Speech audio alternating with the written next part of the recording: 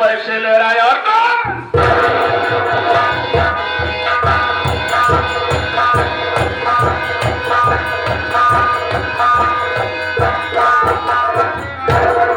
क्या बात है रे बलखोरा, पूरी की पूरी हवेली खाली पड़ी हुई है। हवेली के अंदर में दो नौकर, लेकिन किसी का पता नहीं।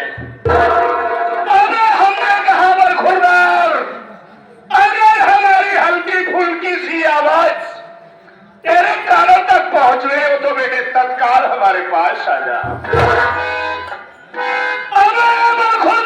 ड्यूटी किसकी हमें देखना, उम्र बीतने वाली, लेकिन आज तक हमारे हवेली में कोई मेहरा साला नहीं था। लेकिन आज लाइफ में पहली बार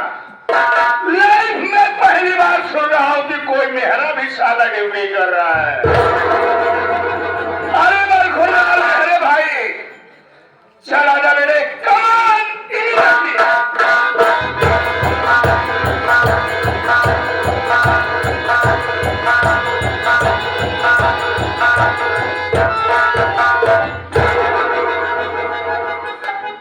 बाबू साहब के चरणों में बिहारी नौकर का प्रणाम स्वीकार हो। बाबू साहब, वाह रे बिहारी वाह, तू ही बिहारी, वाह क्या बात है। एक बात बता रहा बिहारी, हवेली में यानी कि जो हमारी हवेली है, यहाँ पर हम अपना शासन और प्रशासन चलाते हैं, जहाँ पे हमारा दरबार लगता है, वहां पर ड्यूटी किसकी थी बे आज? मेरी ड्यूटी थी। तो एक बात बता रहे बरखुरदार, तू लेट क्यों हुआ? विलंब से आने का रीजन हम जानना चाहते हैं। बाबू साहब, लेट आने का हमारा कारण व हमारा मकसद आप सुन लीजिए। उसके बाद आप चाहे गोली मार दीजिए, चाहे जिंदा दफन कर दीजिए, मुझे कोई गम नहीं है बाबू साहब। क्या बात है बेटे, तुझे गोली मार दूं या कोई और सजा दूं? तुझे मजबूर होगी, लेकिन लौटाने का कारण हमें तत्काल बता दे। ये मैं जरूर आपसे बताऊंगा। बाबू साहब, जब मैं आजाद के यहाँ से नौकरी करके अपने घर गया, भोजन किया, भोजन करने के बाद बिस्तर पे लेकर सो गया। बाबू साहब, सुबह उठा, लेटरिन गया, लेटरिन से ब्रश किया, ब्रश करने के बाद भोजन किया, स्नान किया, ड्यूटी पर तैयार हुआ। बाबू साहब, जब ड्यूटी तैयार है, हमारे मेहरारू वैसे हमका देखे तैसे भून भून भून भून भून भून भून। क्या हुआ बे? क्या हुआ? तेरी घरवाली क्यों भून भून भून भून भून भून भून भून करने लगी? बाबू साहब, मेहरारू कहा था क्या बे? कि बाबू साहब यहाँ नौकरी करता है। दिन भर नौकरी करा था, संध्या के आए 3 शीशी पिया था। नाना लड़का बोलो वही छोट कर हमार बोलो बेटा रोवत है कि मम्मी हम बच्चा ठीक है सही। लेकिन तू इतना महान इंसान की ड्यूटी करके जाए लगभग तो 3 शीशी गाड़ के जावे, चाहे मेहरारू लड़का भूखन मारे तो होगा, चाहे सिर्फ दारू। साहब, हाँ हम कहे है बड़े दुल्हन को शादी है। अच्छा, फिर क्या कहते थे मेहरारू बड़े प्यार से, बड़े इज्जत के मान सम्मान के साथ ऐसे मान सम्मान से कहा चुप रहोगे?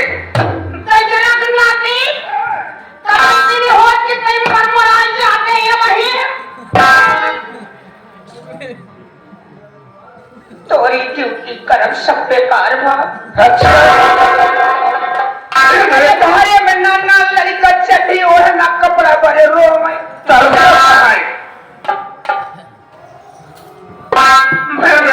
बाबू साहब, हमारे दिल में बहुत बड़ा ठेस लग गया। एक मेहरारू मानुष का जात हमका इतना बड़ा ताड़ना दे हम कर रहे इस बात के मेहरारू का इज्जत और ही महान। अब हमारी ओरिया का है करत की इज्जत तो हिम्बा। बाबू साहब, बाबू साहब आप नहीं बगलिए, हम खड़ा रहे। अच्छा, मेहरारू का सुन इज्जत तो ही महान। अच्छा, आज के आज आसमान उतार के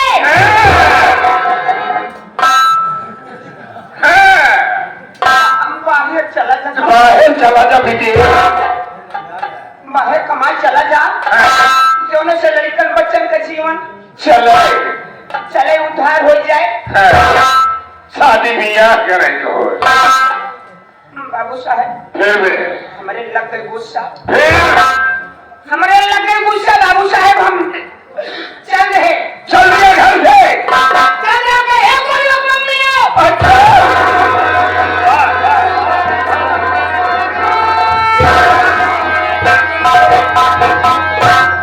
हम कहे बोलो मम्मी, कहीं बोला बोलो का पापा हमका प्यार दुलार दे लागे। अच्छा, तोर प्यार हम करना चाहिए। आज बिहारी जब कुछ समझ आता यहाँ तो जा भाई करी।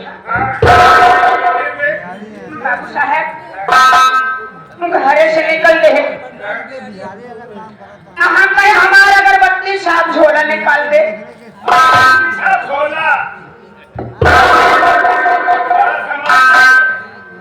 अगरबत्ती साफ झोला नहीं पाई तो पाई सिर्फ भाई साफ झोला। ये नहीं कि भाई साहब बीड़ी वाला झोला दे, भाई बीड़ी वाला झोला पाई। अच्छा, हाँ कहे एक सेट हमारा कपड़ा भर दे। आज के आज हम बॉम्बे प्रदेश चला जाओ कमरे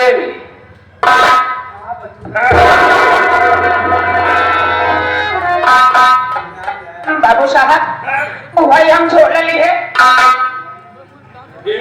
कहीं बोलू पापा, आखिर आज हम तो का बहुत रिस्क इसमें कहते हैं, जाता है तुम्हारे खातिर परेठा पोए यही अचार झोला में रखे है। जा कहो रास्ता में अगर भूत आया, रास्ते में कहूँ भूखाया, अचार चाट के रोटी खाए हम।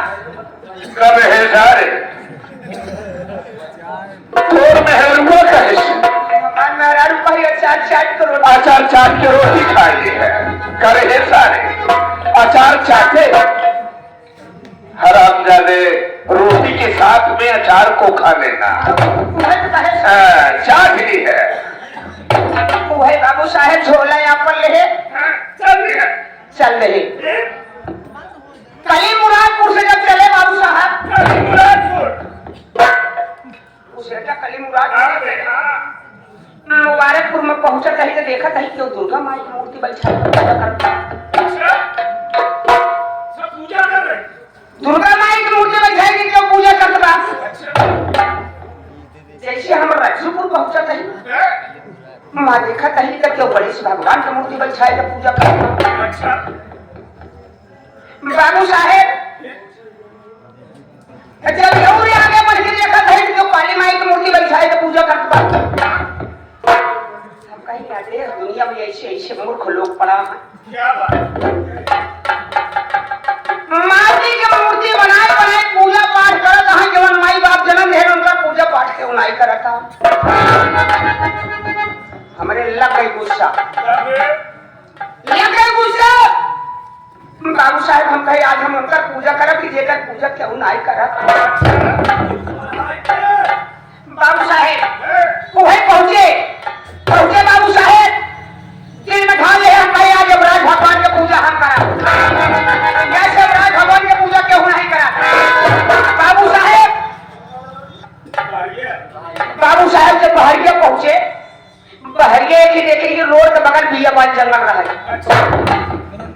दिल में ठान ले कि आज यमराज भगवान की बहरिया हम प्रकट कर रहा।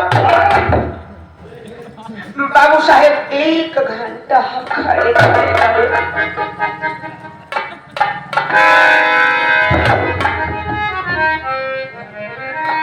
यह समय लीन हो चुका है पूजा में, खड़े खड़े। अरे बिहारी बाबू साहब फिर क्या हुआ। घंटा खड़े खड़े यमराज भगवान प्रकट नहीं है। बाबू साहेब फिर वे लगे वही जंगले में 1 घंटा हम नेहुरे नेहुरे के हैं। देखा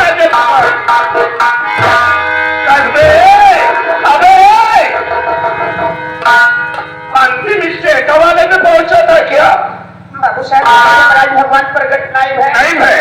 बाबू साहेब 1 घंटा हम वही बहरिया में बैठे बैठे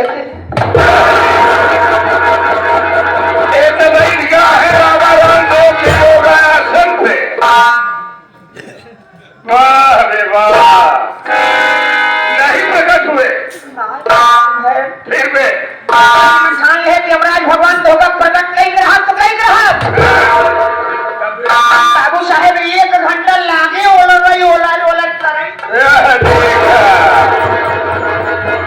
ओलरियों के एकर भाई पूजा।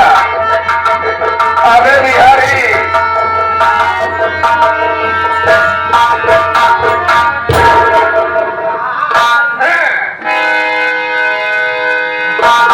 बाबू साहब जब लागे ओलरे करे यमराज भगवान साक्षात कैसे हर्षा पे सवार भैंसा हाथे में। कब है सारे हर्षा पे सवार भैंसा हाथे मिली है। अबे हराम खोरसा ने भैंसे पे सवार फरसा हाथ में था। भैंसा पे सवार भैंसा हाथे में ऐसे साथ साथ विराजमान हो गए। बेटा मैं तेरी पूजा से प्रसन्न हूँ।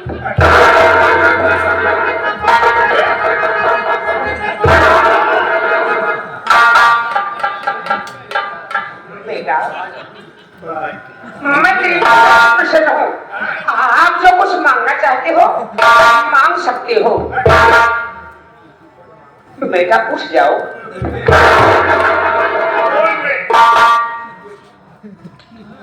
माफ ना कहा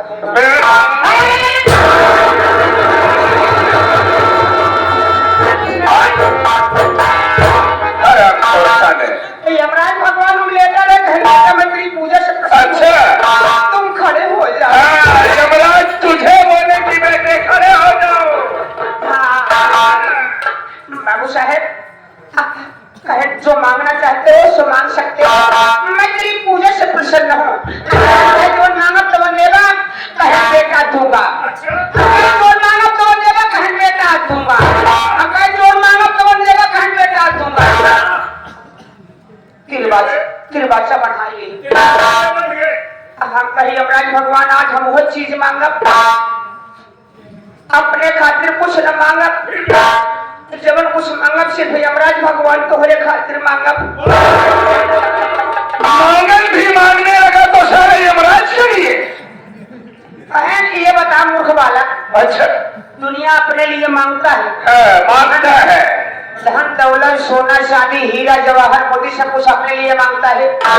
लेकिन तुझे आज तूने ऐसा मुझे बालक मिला कि जो तुम मेरे लिए क्या मांगोगे? क्या मांगोगे? क्या मांगोगे? कहे मांग ले बेटा। हम कहे यमराज भगवान हमारा पहला प्रश्न यह है कि जैसे तोरे भैंसक सिंह दूठिया है बटुल के एक ही हो जाए। क्या मांगन मांगा कि भैंसे की सींग दोनों इकट्ठा हो जाए। बहुत से यमराज भगवान कहें यो मस्त तुम तो मेरे भैंसे की शोभा खराब कर रहे हो। हाँ कहे आप ही खातिर मांगा था अपने कुछ नहीं। अपने खातिर नहीं तो हर खातिर। आप ही खातिर खातिर।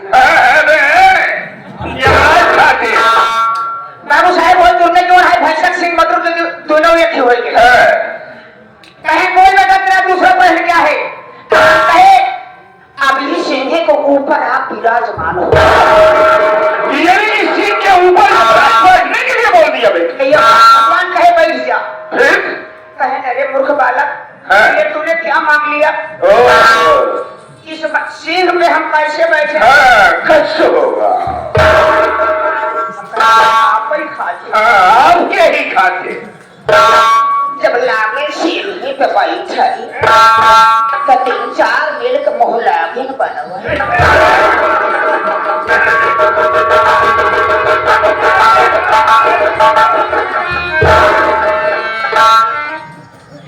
सूरज जब सिंह बोल बेटा बोल तेरा तीसरा प्रश्न हम कही यमराज भगवान जो ने सिंहिया पे आप अच्छा आज के दूठ हो जाए। बाबू साहेब के लाभ कहे चल बेटा यो मस्त ये में जब लाभ फाटे धीरे धीरे यमराज भगवान लागन चाचा भैया वही लागन ऐसे जैसे पीता भजी भली करी और वैसे आंखें खुली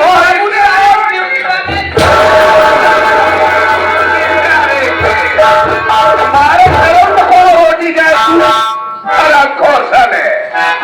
इतनी देर से फालतू समय हमारा वक्त जाया किया हरामजादे। तो बाबू साहब सपने की बात है सपने की बात हो रही थी। मैं हरामजादे साले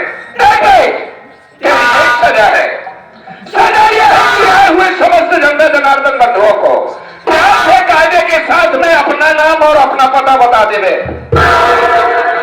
बाबू साहब मैं तो मुझे हमें तो ये भैया बाबू लोग सब जानते हैं कि मैं बिहार आया हूँ। अच्छा लेकिन आप ये हमारा फर्ज है। आप हमारे मालिक हैं मैं आपका नौकर हूँ। आपसे ही कहना चाहता हूँ अपना नाम और अपना परिचय अपना इंट्रोडक्शन अपने मुखार से कार्नर पर बैठ शांति के साथ में हम अपना परिचय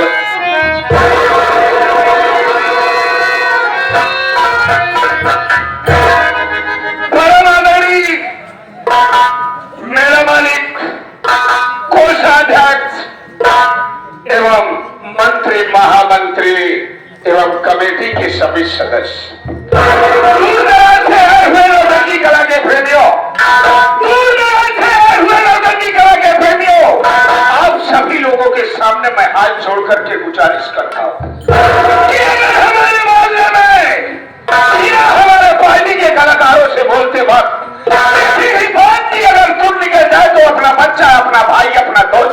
माफ।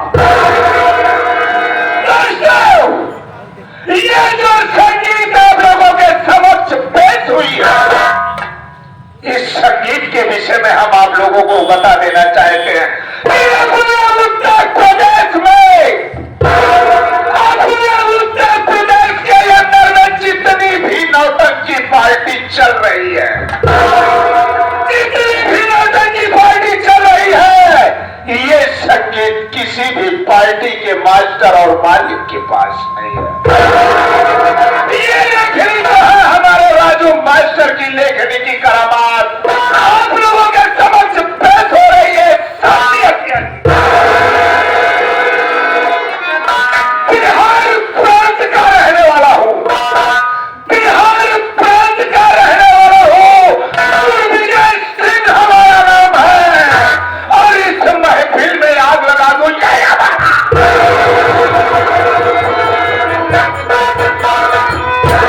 साथियों, मैं बिहार प्रांत का रहने वाला, बिहार में पटना शहर, बिहारी लाल जी बाबू साहब, ध्यान देना है।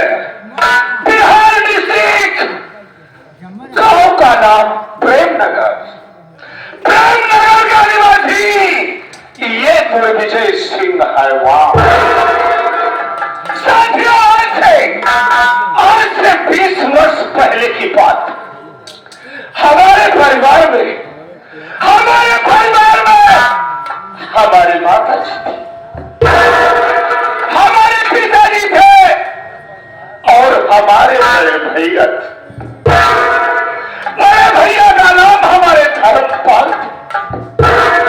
साथियों, बड़े भैया की उम्र 18 वर्ष की हुई थी। पिताजी ने और माताजी ने बड़े भैया की तो शादी कर दी। साथियों, भैया से मैं 5 साल छोटा था, छोटा जरूर था, लेकिन मेरे दिमाग में कुछ और ही चलता रहता था। हमारी सरकार पिताजी माताजी के मर जाने के बाद घर की जिम्मेदारी भैया और भाभी के ऊपर थी। हाँ भाई, अभी घर पे आए, पहले रहता था। दोस्तों की संगत इतनी बुरी संगत मेरी हो गई, इतनी बुरी संगत में पड़ गया कि दोस्तों के साथ में कॉलेज नहीं जाता था। मैं जाता था किसी शराब के अड्डे पर, ओकरे बटुली थे, हमें अड्डे पे जैसी शराब का ठेका, हाँ मैं ऐसा ठेके से बैठ जाता था, दोस्तों के साथ शराब पीता था। आपके साथ पीते थे? हाँ, तो हार जब तुम मुझ की तरह जात रहे, अगले साले शराब पीता था। शराब हम कहीं पे शराब पीता था। उसके बाद दोस्तों के साथ जुआ भी खेलता था। जुआ खेलने लगा, जुआ खेलने के साथ ही साथ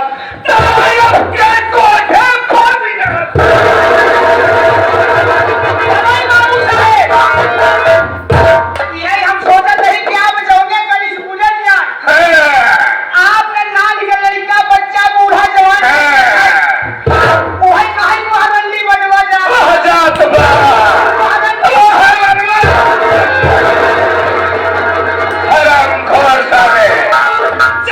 संगत करने लगा इन लोगों का, तो हमारे भैया को इस बात की खबर लग गई। भैया को खबर लग गई कि तू विजय सिंह हवन गलत संगत पकड़ लिया है, गलत साथियों की गलत सोहबत में चल रहा है।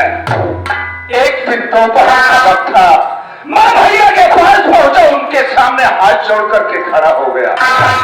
भैया से बोला कि बड़े भैया, मुझे 2000 रुपए की जरूरत है। 2000 रुपए की जरूरत है, मुझे कॉलेज में फीस जमा करना है। तो भैया जी, बड़े भैया धर्म सिंह ने मुझसे बोले कि अबे साले दुर्विजय सिंह, हराम खोर, खींच के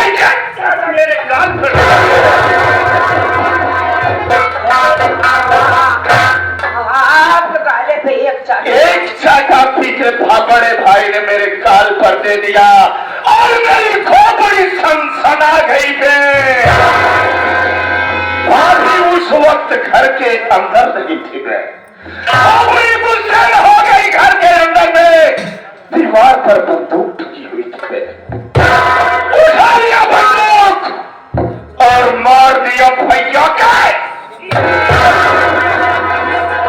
भैया के सीने पर गोली मार दिया। भैया तड़प के उसी आंगन में मर गए। के बाद आंगन में खोदा, खोदने के बाद भैया को उसी में